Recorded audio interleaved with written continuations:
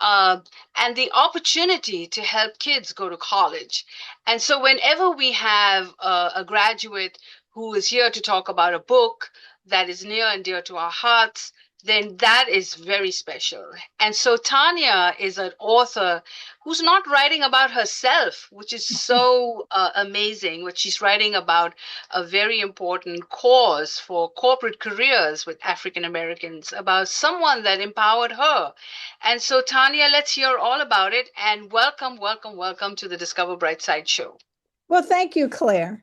The book is called More Than a Dean, and it's the story of Quiester Craig. He was my business school dean at North Carolina A&T. The subtitle is Quiester Craig's Journey from Humble Roots to Reshaping Business School Education and Advancing Equity at HBCUs and Beyond. I know it's quite a long title, but I wanted to get everything in that title. He was a wonderful and remarkable man born in 1936 in Jim Crow, Montgomery, Alabama. And he was a brilliant guy in his education. He received a great education, even during those times. He attended what was called a laboratory school. He went on to go to Morehouse College, and he received his degree there. He studied under the great Dr. Benjamin Mays, who was all about excellence.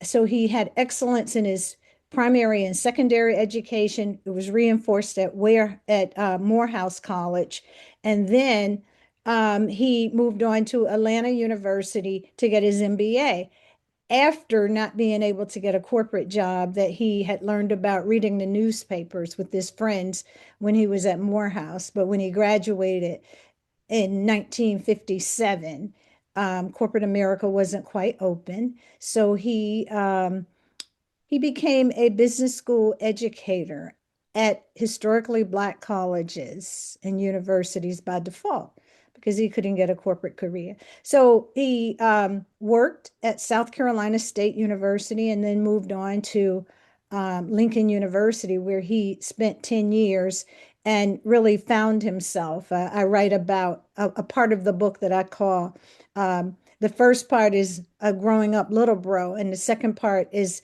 becoming Quiester. And his name is Quiester Craig. And that's when he found that he could accomplish a lot if he put his mind to it. During his time at Lincoln University, he found his sweet spot was to become. He started to enjoy teaching, and he saw the benefits and the impact he could have on young people. So he liked it. So he found his career path in accounting, and he went over to the University of Missouri to study to get more accounting courses under his belt. And he ended up in the PhD program. And from that, he became the first African American to obtain a PhD in accounting from the University of Missouri. Before he finished his PhD, he decided, well, he saw people wiping out of the program, and he decided that he needed to get his CPA. He should get his CPA first, CPA, a certified public accountant. So he became that as the second African American in the state of Missouri to be a CPA. Just to give you background, from there he went on to FAMU. After he left Lincoln, did a 10-year stint, left Lincoln University in Missouri, and he went to FAMU, Florida Agricultural and Mechanical University in Tallahassee, Florida. And he worked under the great Dr. Sybil Mobley, and she had the same credentials as he did. He did, but was a few years older. But he learned a lot from her. And so, within that time frame, the Civil Rights Act of 1964 was enacted, and Title VII broke down discrimination in jobs because of race, sex, religion, and so forth. And so that had a great impact on the African American community because we were able to gain access to corporate jobs in an unprecedented way.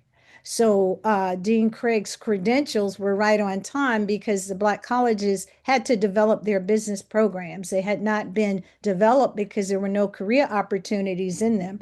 And so they were a bit undeveloped. And he was hired at North Carolina A&T, where he found his life's work, and he was the dean of the business school there for 41 years. And the remarkable work that he did was he built quality business programs uh, and a high quality accounting program. And they were both um,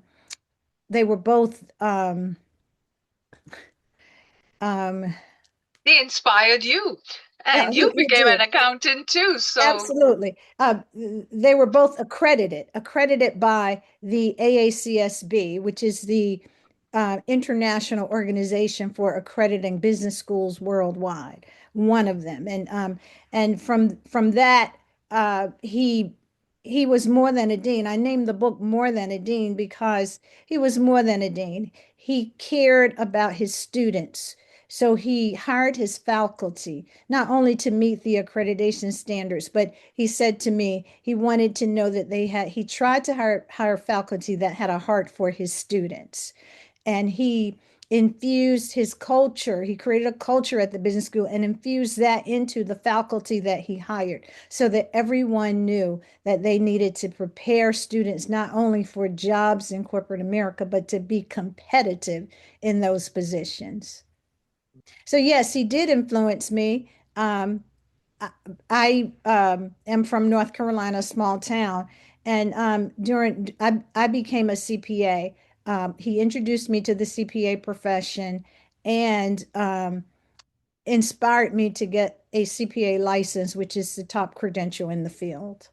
And it's something he did for many, many students. that's amazing. So there you have it, More Than a Dean. And we want you to get the book, and we'll make sure it's available at the Brightside bookstore. And stay tuned for an interview with Elton. So thank you for watching Discover Brightside. Hit the subscribe button. And if you were one of the Dean's students or went to business school, let us know what you think about the interview and get the book, write a review. Thank you for watching Discover Brightside.